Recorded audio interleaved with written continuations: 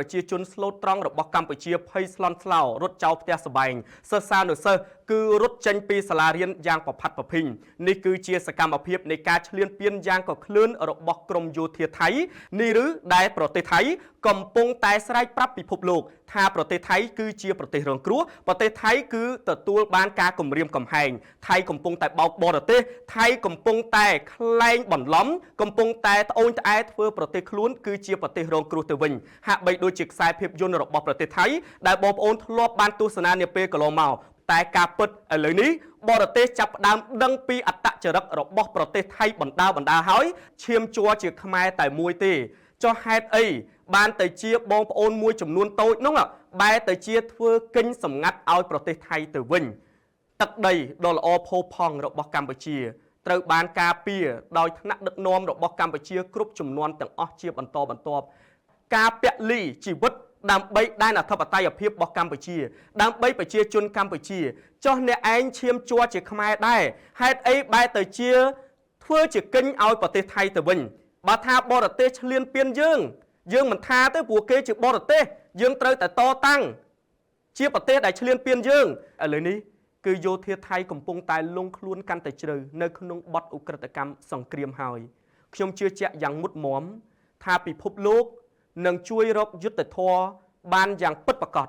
ឲ្យកម្ពុជាឈ្នះទាំងសង្គ្រាមឈ្នះទាំងផ្នែកការទូត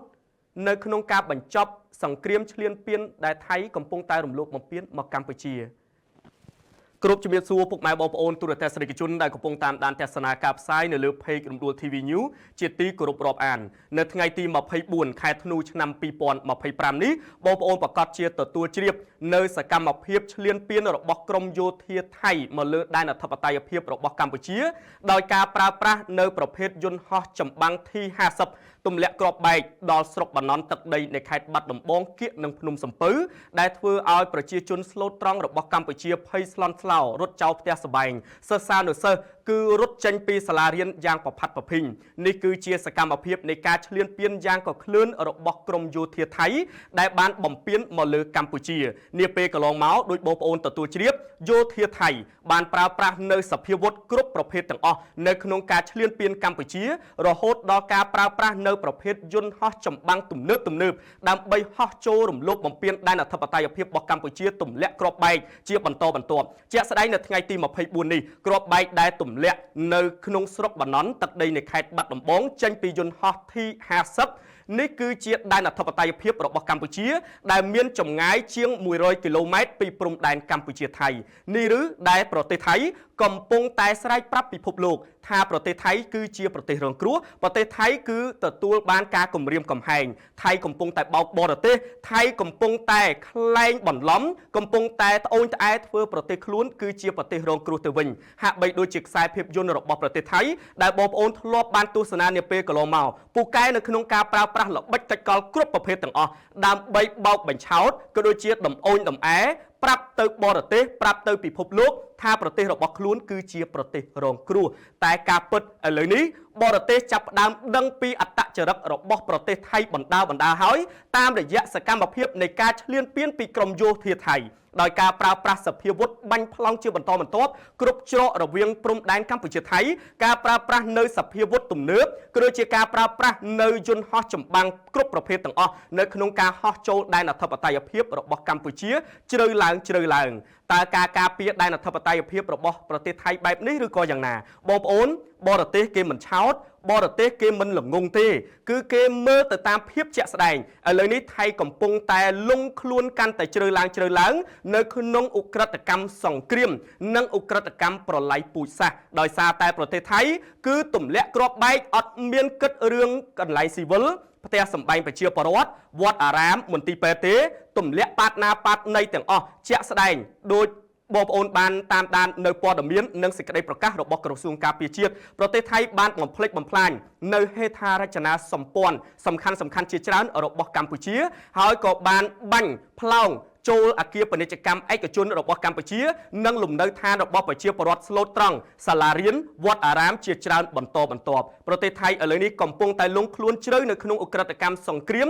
ដែលកំពុងតែឈ្លានពានដែនអធិបតេយ្យភាពរបស់កម្ពុជាហើយបងប្អូនទាំងអស់គ្នាឥឡូវនេះកម្ពុជាមានផុសតាងកាន់តែរឹងមាំនៅក្នុងការប្តឹងទៅកាន់បរទេសឲ្យឃើញពីចេតនាទុច្ចរិតរបស់ភាគីថៃដែលថៃមិនមែនជាប្រទេសរងគ្រោះថៃមិនមែនជាប្រទេសដែលកំពុងតែរងការគំរាមកំហែងទេតែមុខមាត់ពិតរបស់ប្រទេសថៃគឺជាប្រទេសដែលកំពុងតែឈ្លានពានកម្ពុជាដោយផ្ទាល់តែម្ដងទន្ទឹមនឹងនោះបងប្អូនទាំងអស់គ្នាបានឃើញហើយនៅការបង្ហោះជាបន្តបន្ទាប់តាក់ទងទៅនឹងសមត្ថកិច្ចបានឃាត់ខ្លួនជនសង្ស័យដែលដើរចុចទីតាំងឬក៏យើងហៅថាចុច location GPS រាយការណ៍ទៅកាន់ភាគីថៃ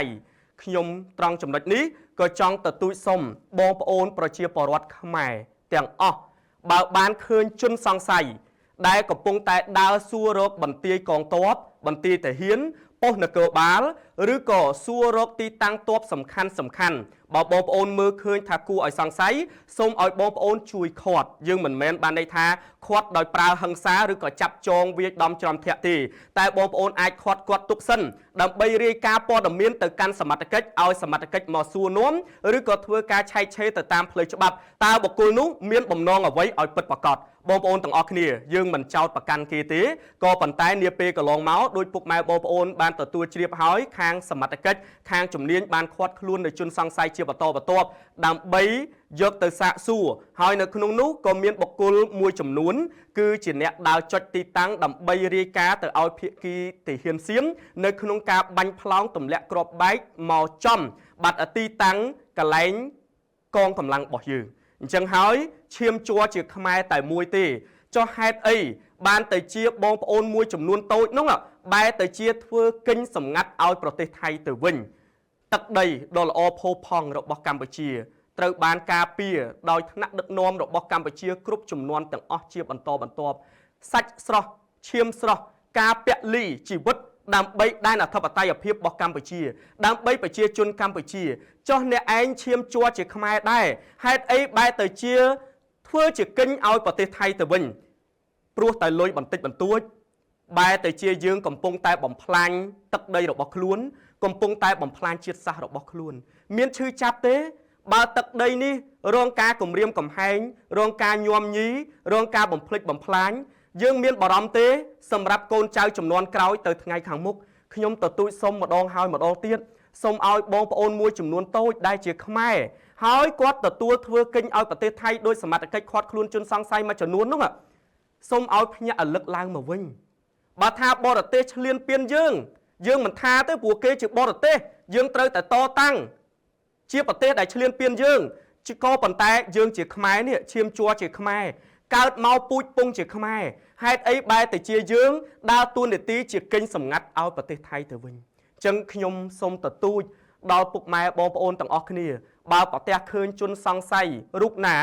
ដែលកំពុងតែដើរសួររកទីតាំងឬក៏យើងមើលទៅថាសង្ស័យខ្លាចជាបុគ្គលដែលដើរចុចទីតាំង GPS នៅកន្លែងកងទ័ពឬក៏បន្ទាយទាហានរបស់ខ្មែរយើងនឹងសូមឲ្យបងប្អូនជួយឃាត់គាត់បកគលឲ្យសមត្ថកិច្ចសាកសួរនាំយើងមិនមែនឃាត់ដើម្បីចាប់ចងវាយដំច្រំធាក់ទេក៏ប៉ុន្តែទុកឲ្យសមត្ថកិច្ចលោកធ្វើការដោយនាពេលកន្លងមកជនសង្ស័យត្រូវបានឃាត់ខ្លួនជាបន្តបន្ទាប់ហេតុអីឈាមជ័រជាខ្មែរមានឃើញពីភាពឈឺចាប់របស់បងកងកម្លាំងដែលកំពុងតែទប់ទល់ជាមួយខ្មាំងសត្រូវឈ្លានពានកម្ពុជា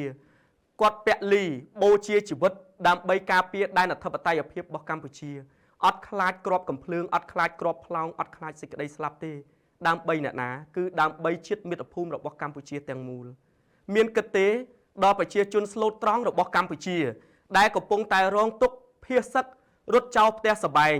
ជ្រកកោននៅក្រោមតង់នៅក្រោមដើមឈើតាមទីវត្តអារាមតាមសាលារៀនបងប្អូនមានគិតអត់មានគិតទេក្មេងៗតូចដែលបោះបង់ការសិក្សារត់ចោលផ្ទះសម្បែងស្ត្រីមានផ្ទៃពោះស្ត្រីស្ទើបតែសម្រាប់កូនរួចចាស់ជរាគ្មានទីពឹងភាពឈឺចាប់របស់ខ្មែរនេះគឺកើតឡើងពីអំពើឈ្លានពានរបស់ទាហានសៀមក៏ប៉ុន្តែបែរទៅជាបងប្អូនដែលមានឈាមជ័រជាខ្មែរមួយចំនួនតូចទៅជាធ្វើកិញ្ចសម្ងាត់ឲ្យប្រទេសថៃទៅវិញក៏ព្រោះតែការដោះដូរលុយបន្តិចបន្តួច ខ្ញុំមិនស្ដីបន្ទោសជេរបញ្ចោទេក៏ប៉ុន្តែខ្ញុំចង់ដាស់ស្មារតីបងប្អូនមួយចំនួនតូចហ្នឹងឲ្យគិតត្រឡប់មកវិញលុយយើងរកពេលណាក៏បានដែរតែជាតិគឺបាត់បង់ហើយពិបាកនៅក្នុងការស្ដារឡើងវិញណាស់ដូច្នេះដើម្បីការការពារជាតិមាតុភូមិគឺមានតែការរួបរวมសាមគ្គីគ្នាជាធ្លុងមួយពួតដៃគ្នាសាមគ្គីគ្នាខ្មែរតែមួយយើងជឿជាក់លើប្រមុខថ្នាក់ដឹកនាំកម្ពុជារាជរដ្ឋាភិបាលកម្ពុជាចុះហេតុអីបានតែជាបងប្អូនយើងមួយចំនួនតូចបែរទៅជាទទួលលុយទទួលសំណូកពីភាគីថៃមកធ្វើកេញសម្ងាត់ដើរចុច GPS តាមទីតាំងមួយចំនួនដូចនាពេលកន្លងមកដែលកងកម្លាំងសមត្ថកិច្ចបានឃាត់ខ្លួនជាបន្តបន្ទាប់មានភាពឈឺចាប់ទេបើក្របផ្លោងទាំងអស់នោះធ្លាក់ចំកូនយើងធ្លាក់ចំផ្ទះយើងតែយើងឈឺចាប់អត់បើត្រឹមតែគ្រួសារយើងមិនអីទេក៏ប៉ុន្តែនេះវាពាក់ព័ន្ធទៅនឹងជាតិមាតុភូមិពាក់ព័ន្ធជាមួយដែនដីខ្មែរទាំងមូលឈាមជ័រជាខ្មែរសូមកុំឲ្យបលឹងដូនតាខ្មែរបារាមុខឲ្យសោះហើយខ្ញុំជឿជាក់ខ្ញុំរំពឹងទៅលើពុកម៉ែបងប្អូន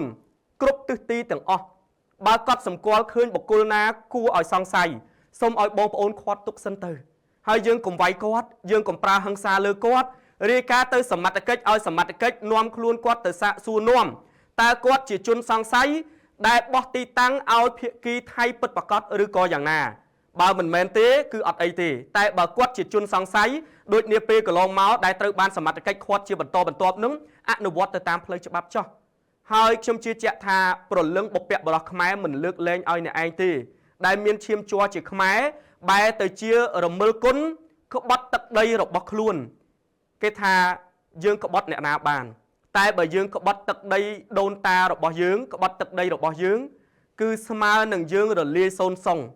គឺដូនតាខ្មែរបារាមុខហើយហេតុអីបានជាខ្មែរកំពុងតែរងទុក្ខខ្មែរកំពុងតែឈឺចាប់បែរទៅជាមានបុគ្គលមួយចំនួនតូចជាខ្មែរសោះបែរទៅជាធ្វើកេញសម្ងាត់ឲ្យប្រទេសថៃទៅវិញ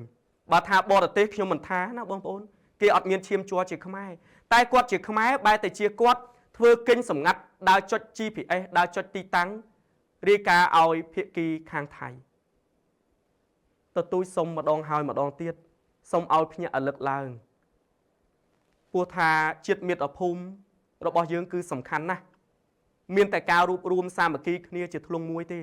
ទើបយើងអាចឈ្នះអស់ខ្មាំងសត្រូវបានដោយបងប្អូនបានឃើញសកម្មភាពនៃការឈ្លានពានរបស់ក្រមយោធាថៃអត់ស្រាកស្រានទេនៅតែបន្តឈ្លានពានហើយឈ្លានពានទៀតក៏ប៉ុន្តែឥឡូវនេះគឺយោធាថៃកំពុងតែលង់ខ្លួនកាន់តែជ្រៅនៅក្នុងបទឧក្រិដ្ឋកម្មសង្គ្រាមហើយខ្ញុំជឿជាក់យ៉ាងមុតមមថាពិភពលោកនឹងជួយរកយុត្តិធម៌បានយ៉ាងពិតប្រាកដឲ្យកម្ពុជាឈ្នះទាំងសង្គ្រាមឈ្នះទាំងផ្នែកការទូតនៅក្នុងការបញ្ចប់សង្គ្រាមឈ្លានពានដែលថៃកំពុងតែរំលោភបំពានមកកម្ពុជាខ្ញុំមានតែម្រាមដៃ10គោរពបួងសួងដល់ប្រលឹងបុព្វបុរសខ្មែរតាមជួយបីបាច់ថែរក្សាបងវរៈកងទ័ពរបស់កម្ពុជាជាពិសេសវរៈកងទ័ពជួរមុខសូមឲ្យមានជោគជ័យជ័យជំនះកម្លាំងពលំមមួនឈ្នះអស់មារសត្រូវសូមឲ្យកម្ពុជាឈ្នះសូមឲ្យថ្នាក់ដឹកនាំរបស់កម្ពុជាទទួលបានសេចក្តីសុខសេចក្តីចម្រើនប្រាជ្ញាឈ្លាសវៃនៅក្នុងការដោះស្រាយដើម្បីបញ្ចប់បញ្ហាដែលថៃកំពុងឈ្លានពានកម្ពុជា